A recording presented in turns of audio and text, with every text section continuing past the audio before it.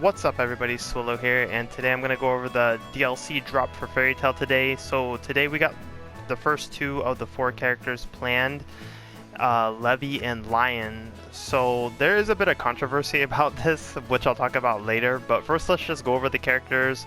I'll give my opinion on them and we'll show some gameplay. So first let's go in here and look at both of the characters, their status. We'll check Lyon first. So Lyon's playstyle is very limited.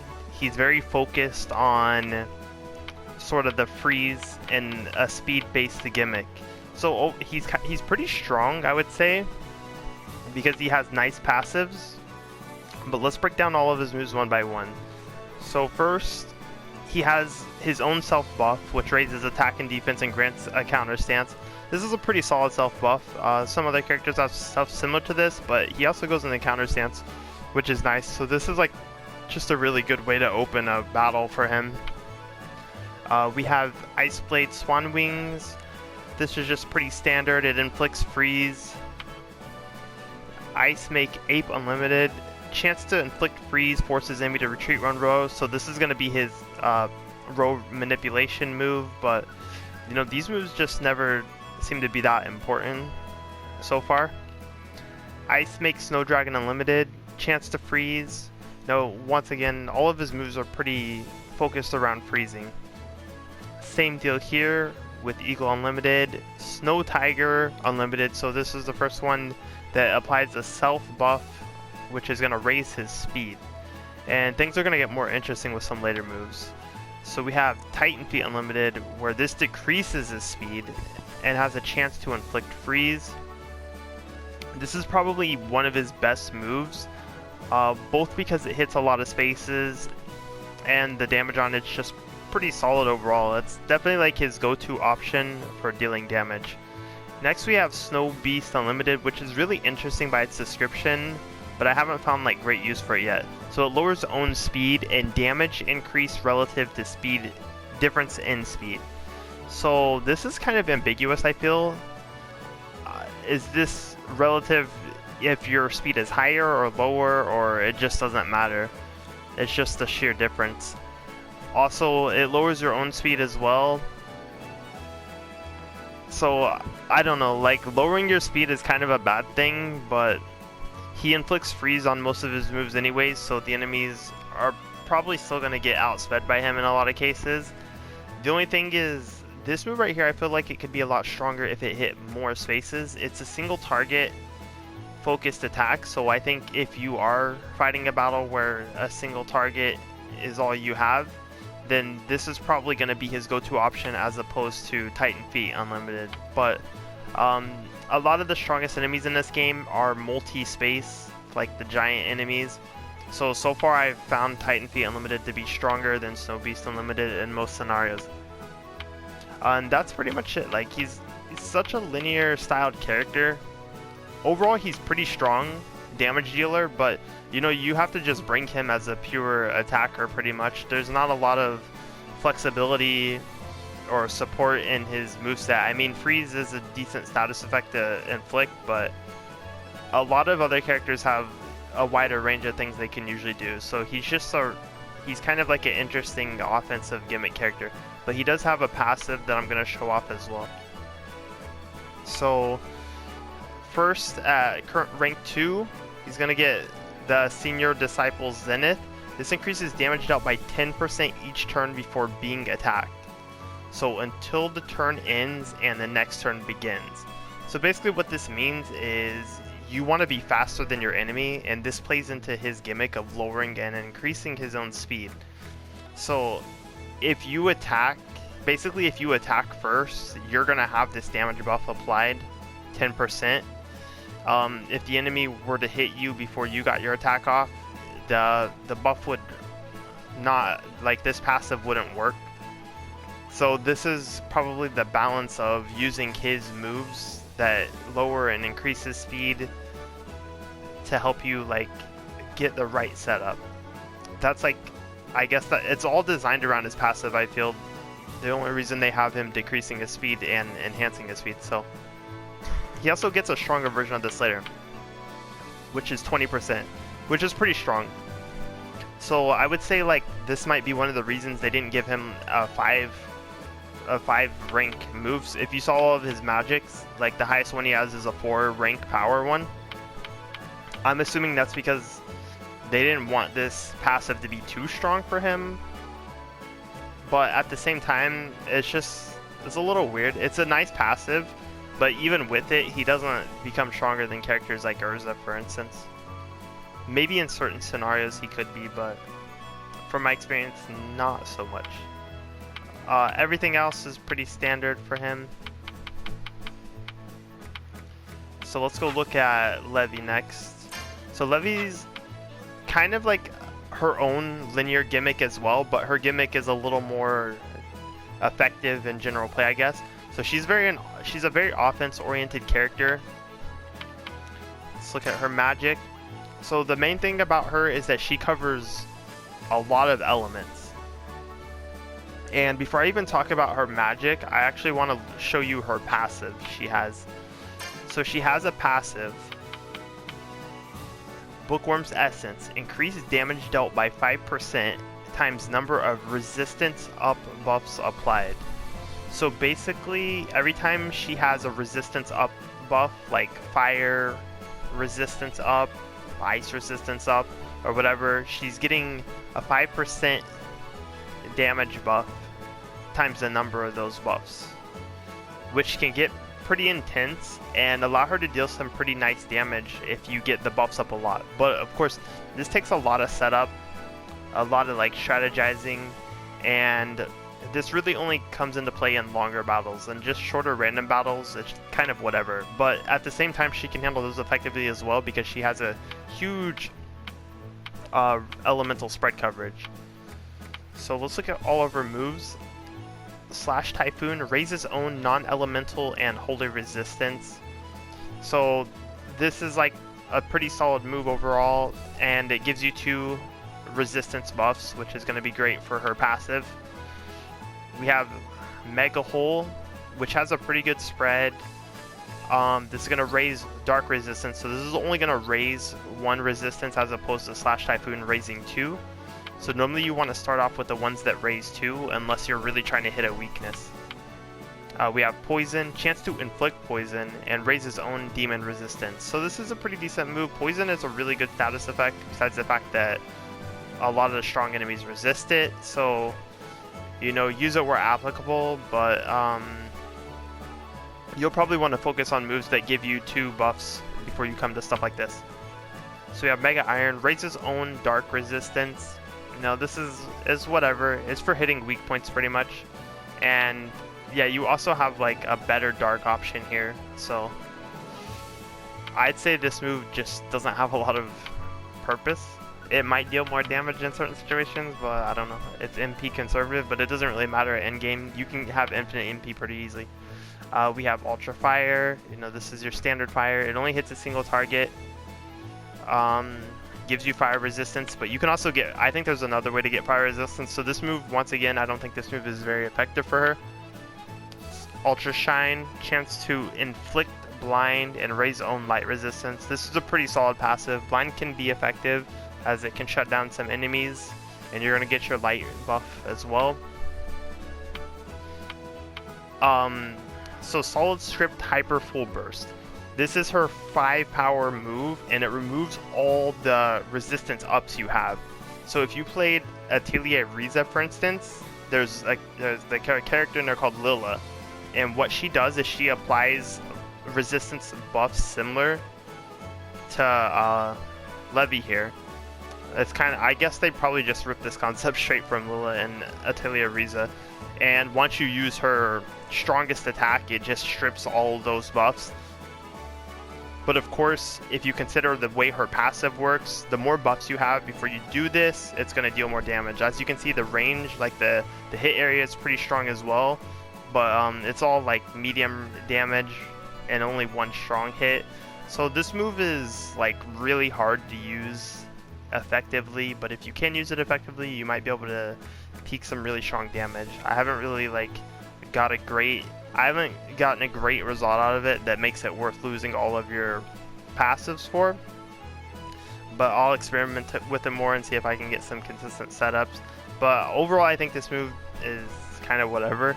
I would probably just use it in random battles because it hits so many spaces. That's probably more useful than actually trying to use it in conjunction with all of the buffs you have at once. We have Ultra Steam Explosion, which is one of her really good moves. It hits a good range, good power, raises own ice and fire resistance. Like I said, this is like going to be a better fire option than Ultra Fire because you're getting 2 buffs and it's just a stronger move in general. So that's pretty much it. She has great elemental coverage, and she has a sort of interesting gimmick that I think maybe it could be more effective in the DLC, but right now it's just kind of whatever. So let me look at their unique Lacrima as well. So Levy's is pretty interesting because it's kind of like a defensive counterpart to the passive skill that she has that raises attack. So as you can see here, raises attack and speed by 70, which becomes useless. Reduces damage received by 5% times number of elemental resistance up buffs applied. So this seems pretty intense, I'm not gonna lie. For the content available in this game right now, it's kind of whatever, but if the new content they release later on is actually challenging, this might make her a really good tanky character when you get all the resistance up. Not only is she gonna have actual resistance buff, which is going to play on its own, but you're also going to just have like a raw damage mitigation buff, which could be really strong. You know, in theory it sounds strong, but they have to release content that can prove that it's going to actually be strong. So Levy's a very setup heavy character, and I would say that Lyon it kind of is too, but in a more linear fashion. So both of these characters don't come off as super useful right now to me. They're like fun and they can deal decent damage, but I feel like if they're gonna be more useful, it's gonna be when the DLC drops, when they can really like utilize their playstyles more. But right now I think like they're neat, but they require a lot of setup. So let me show. I actually don't have it equipped. Lyon has the worst unique Lacrima, which is kind of unfortunate, but he can just equip whatever. So raises defense and speed by 70, increases damage received by 15%. That's insane. And the trade-off for that is reduces MP cost by 30%, which it just doesn't matter. You don't run out of MP at the end game, so this doesn't matter. And on top of that, he doesn't even have high cost MP moves. So this just so weird, because it's not like he's Urza or someone else who actually has like moves that cost 100 MP and stuff like that. Like his moves are very tame. Let me actually go look at him right now. I don't think he has like anything that high at all. So that Lacrima to me just doesn't make sense. Yeah, like the highest costing move he has is 44, which is nothing. This is literally nothing. So that passive doesn't. It just doesn't make any sense. I don't know if that was just really weird design or bad design or intentional or not, but let's go out here and show these characters off in battle. Let me actually grab a quest. We'll do a 100-year quest.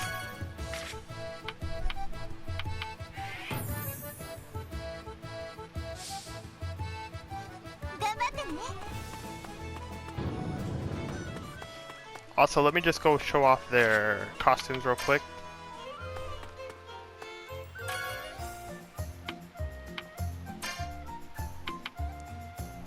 So we got regular swimsuit, special swimsuit, final anime season, and dress up. And then Lyon, we have regular, the special, final anime, and the dress up. Let me get this one though. I must have just unlocked that because I didn't see that the first time. Let's get out here.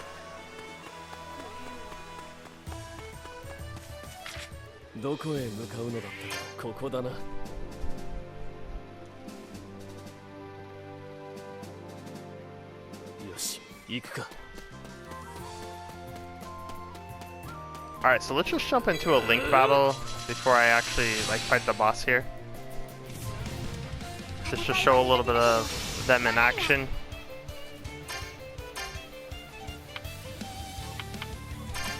So get that buff. Attack and defense counter up. Yo, I'm just gonna nuke him right now. Because I don't think I'll have time to set up.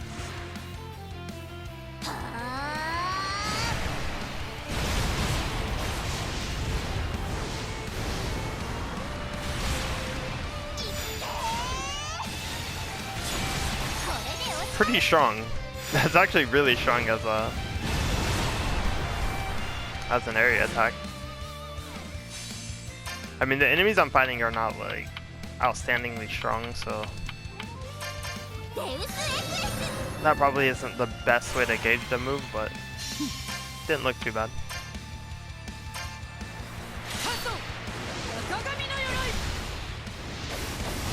I would have to compare it to Urza to like really. I would have to let Urza hit a crowd to really tell like how strong it is. Because Urza's pretty much the bar. She's like the character to compare anyone else to.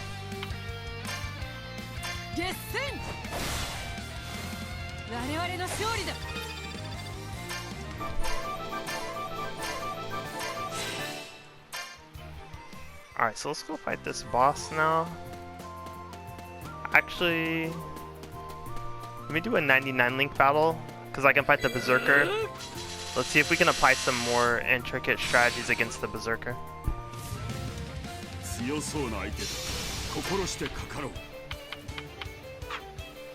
I think first I just want to get rid of all these mobs.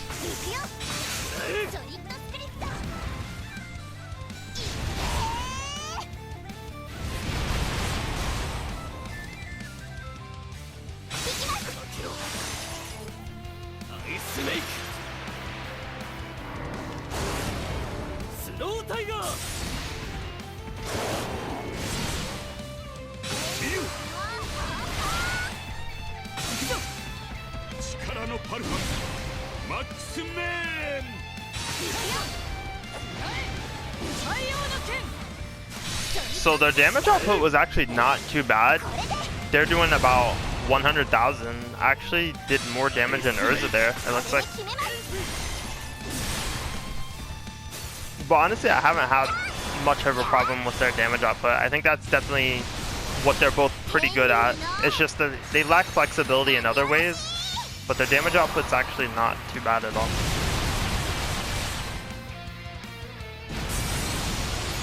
Alright, so we got the Berserker left. So we can try to see how some of these moves compare in a longer battle.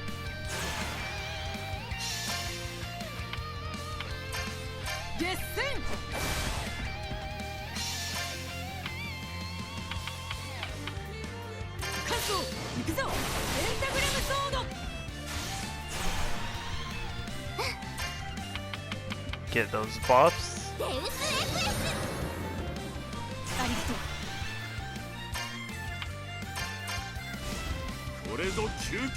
Yeah, I love this move. This move is like so busted.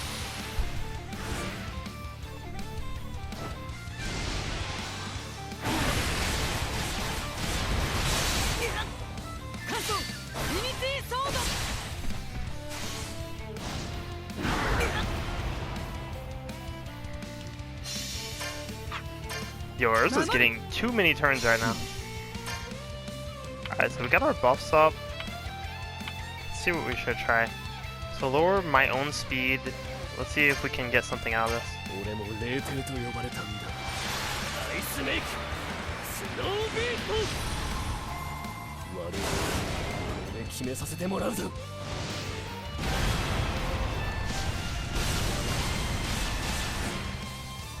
So 100,000 damage on a single target. That's actually not bad at all. Let's get some buffs.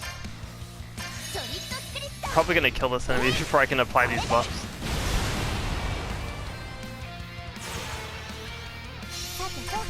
There we go. Multiple turns. So this one gave me 2. Let me go for another one that gives me 2.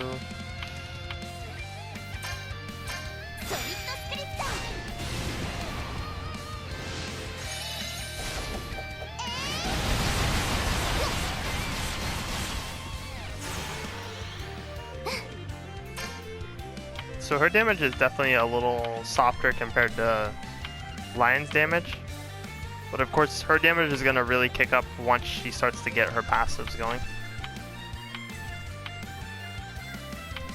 What do I want to go for? I don't want to attack with her, so let me just defend.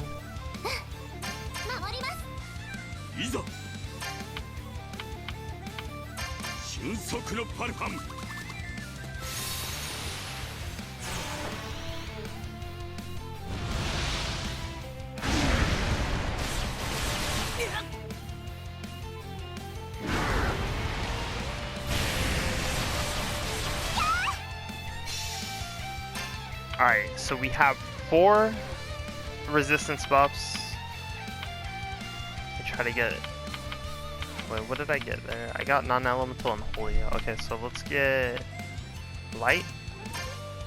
Oh, this guy doesn't die.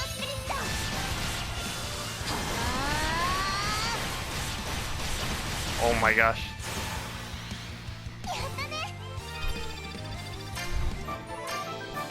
I was gonna try to use my nuke the next turn, but we'll save it for the boss.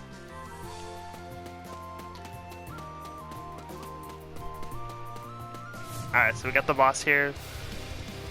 So I'm just gonna try to build up these buffs, see what I can do, what kind of damage I can deal.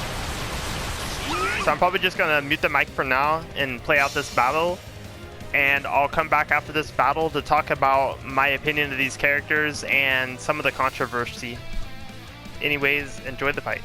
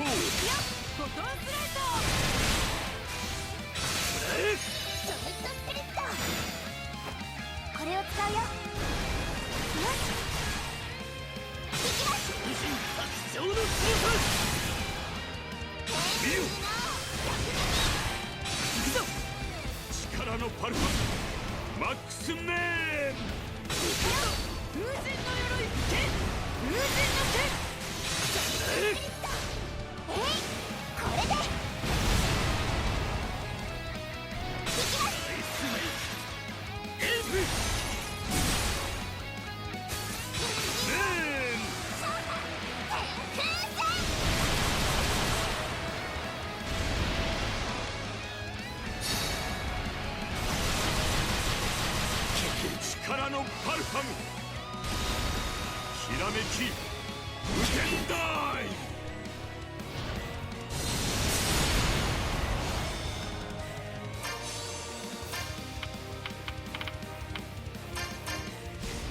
これぞ究極のパルファム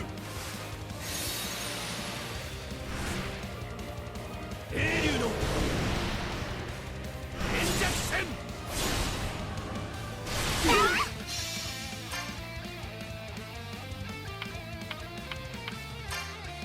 ソリッドスピリットは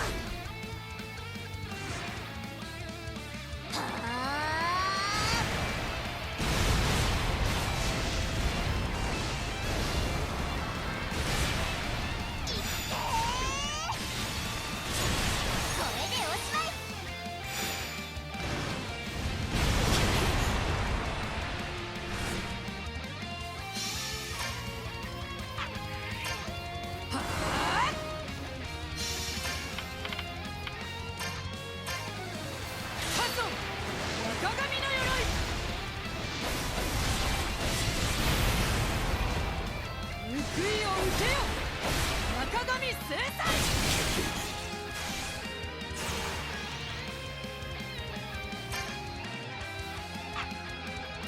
守ります守ります俺も霊帝と呼ばれた身だアイスメイクスノービート悪いで決めさせてもらうぞよ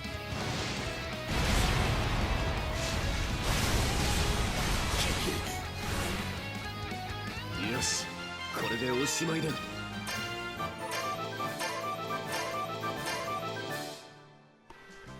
Okay, so